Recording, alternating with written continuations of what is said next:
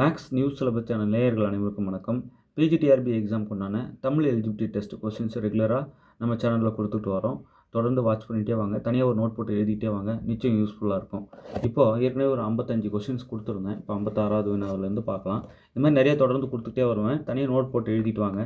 இல்லை சார் மொத்தமாக நீங்கள் எங்களுக்கு புக்கை அனுப்பி விட்ருங்க அப்படின்னாலும் இன்னும் ஒரு 2 days வெயிட் பண்ணுங்கள். நிறைய கண்டென்ட் அனுப்பி விடுறோம். ஓகே, இப்போது 55 வினாக்கள் இதுக்கு முன்னாடி பார்த்தாச்சு. 56வது வினா, இந்தியா தான் என் யௌவனத்தின் நந்தவனம், என் கிழக்காலத்தின் காசி என்று கூறியவர் பாரதியார்.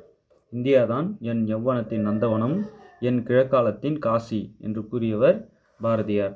கீழ்கண்டவற்றுள் முதல்நிலை திரிந்த தொழிற்பெயர் எது? சூடு.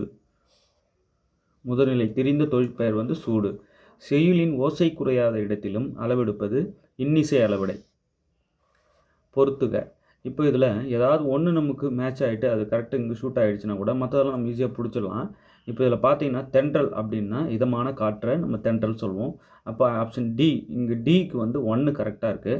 ஆனால் இங்கே பாருங்கள், டிக்கு 1 எங்கே வருது பாருங்கள், இங்கே தான் வருது. ஸோ ஆப்ஷன் சி தான் இதுக்கு பாசிபிள். ஏன்னா 1 வேறு எங்கேயும் வரலை. வேறு எங்கேயாவது வந்தால் கூட நம்ம அடுத்து இப்போ செக் பண்ண போகணும்.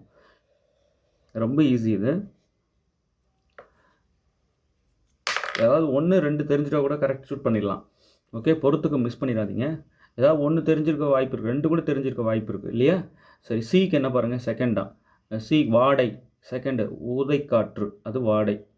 அடுத்தது பிக்கு 3வது ஆப்ஷன்.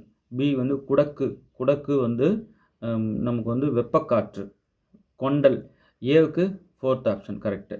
ஏவுக்கு 4th கொண்டல்னா மழைக்காற்று. ஓகே, நல்லா படித்து வச்சுக்கோங்க. ஏதாவது 1 தெரிஞ்சால் கூட நம்ம கரெக்டாக சூஸ் பண்ணிடலாம். ஹிப்பாலஸ் பருவக்காற்று என்ற பெயரை சூட்டியவர்கள் யவனர்கள். ஹிப்பாலஸ் பருவக்காற்று என்ற பெயரை சூட்டியவர்கள் யவனர்கள். விளிமிகின் வழி இல்லை, வலிமிகின் வழி இல்லை என்று பாடியவர், வலிமிகின் வழி இல்லை என்று பாடியவர் ஐயூர் முடவனார்.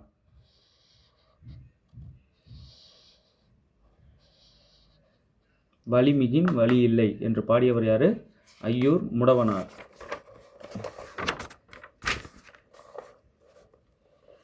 டேஷ் மன்னரின் முடிசூட்டு விழாவில் திருவெம்பாவை திருப்பாவை பாடல்களை தாய்மொழியில் எழுதி வைத்து பாடுகின்றனர்.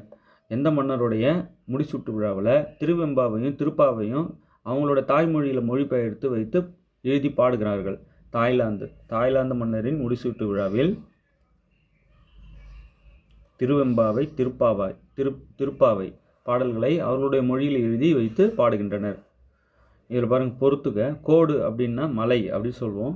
அப்போ டிக்கு ஃபஸ்ட்டு, டிக்கு இங்கே ஃபஸ்ட்டு இருக்கிறது இது ஆப்ஷன் ஏல தான் இருக்குது. அப்போ இதுதான் கரெக்ட். மற்றதெல்லாம் பார்க்கணுன்னு அவசியம் இல்லை. 1 மட்டும் இருந்ததுன்னா, இல்லை 2 இடத்துல 1 கொடுத்துட்டாங்கன்னா இன்னொரு ஆப்ஷன் நம்ம கரெக்டாக பிடிக்கிறதுக்கு ட்ரை பண்ணணும். ஓகே, அடுத்தது பாருங்கள். முதுபெண்டீர் விரிச்சி கேட்க சென்ற போது கொண்டு சென்ற பூ. முதுபெண்டீர் விரிச்சி கேட்க சென்ற போது கொண்டு சென்ற பூ முல்லைப்பூ. முதுபெண்டீர் விரிச்சி கேட்க சென்ற போது கொண்டு சென்ற பூ முல்லை. புயலிலே ஒரு தோணி என்ற புதினத்தின் ஆசிரியர் புலம்பெயர்ந்து டேஷ் நாட்டிற்கு சென்றார், இந்தோனேசியா நாட்டிற்கு சென்றார். புயலிலே ஒரு தோணி என்ற புதினத்தின் ஆசிரியர் புலம்பெயர்ந்து டேஷ் நாட்டிற்கு சென்றார், இந்தோனேசியா நாட்டிற்கு சென்றார். ரொம்ப இம்பார்ட்டன்ட் பார்ட் தான் கொடுத்துட்டு வரேன். இது எதையும் மிஸ் பண்ணிடாதீங்க. ரொம்ப யூஸ்ஃபுல்லாக இருக்கும். சார் இந்த பிடிஎஃப் எங்களுக்கு கொடுத்துருங்க, நாங்கள் படிச்சுக்கிறோம் அப்படின்றாங்க. இன்னும் கொஞ்சம் ஒரு ரொம்ப முக்கியமானது பார்த்து ஒரு தொகுத்து கொஞ்சம் எடுத்துக்கிறேன். அதில் நிறைய விஷயங்கள் முக்கியமானது இருக்கணும். நீங்கள் படிச்சுட்டு போனால் அங்கே வந்துடணுன்ற மாதிரி பார்த்து கொடுத்துட்டு வரேன். தொடர்ந்து நம்ம சேனல் வாட்ச் பண்ணிகிட்டே வாங்க. தேர்வில் வெற்றி பெற வாழ்த்துக்கள். தேங்க்யூ.